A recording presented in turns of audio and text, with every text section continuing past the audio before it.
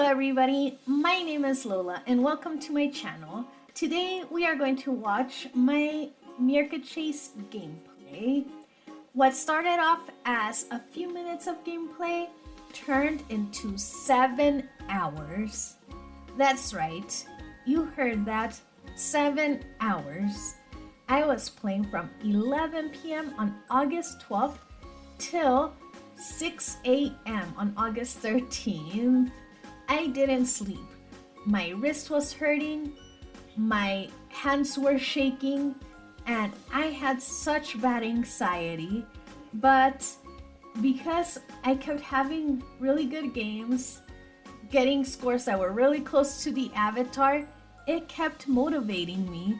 And I kept telling myself, one more game, just one more game. If I play one more game, I will get the avatar. And that one more game turned into 5, then turned into 10, 20, 50, 100, and I don't know how many I played after that, but I played so many. Growing up, the flash games were always my favorite part about Neopets. Each game seemed like its own little quest. I would grind for days, weeks, months to try to get an avatar. I pulled so many all-nighters to try to accomplish my goals.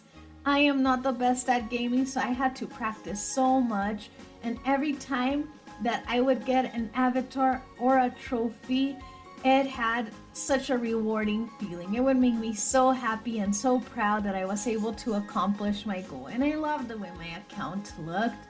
However, when Flash came to end of life, it was no more, we couldn't play Flash games.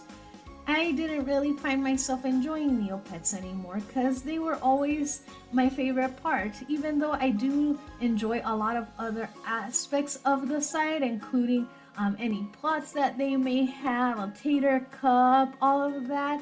My favorite part was always the Flash games. So the thrill of it was gone when I couldn't play them anymore. When I heard that they were gonna bring back about 50 of the Flash games because of the partnership with Ruffle, it made me so excited.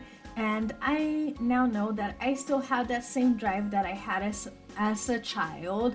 I really didn't want to give up because I was so convinced I was gonna get that avatar the same night that I started playing. And obviously it didn't happen, but I did get it eventually. I got it earlier today after a couple gameplays, so I was really happy about that. Anyways, in case you're not familiar with the game, I did want to talk about it a little bit. When you first open the game, you're not gonna see this mode right away. You do have to unlock it with a code. So you are gonna see 2 columns. The left column is gonna be for your game modes. You're gonna scroll to Mace, which is gonna be at the bottom. Then you're gonna go to your difficulty. You're gonna select hard, which is also at the bottom. But before you go ahead and start the game, you're going to type Super Extra Hyper Gravity mode. This will unlock this mode for you, which I believe is the easiest one to get the avatar on because each neg is worth 18 times the value than playing in the classic mode. For example, in classic mode, the yellow negs are only worth 1 point. In this mode, they're worth 18 points. The blue neg is gonna be worth 54, green is 72, gray is 90, gold is 180, rainbow's 360, power's 594, and fish is 900. If you get a fish neg, you only need 350 points to get the avatar because a fish neg, as I said, is worth 900 points and the avatar score is 1250. So as you can see earlier in this little video, I got 1224 for my score.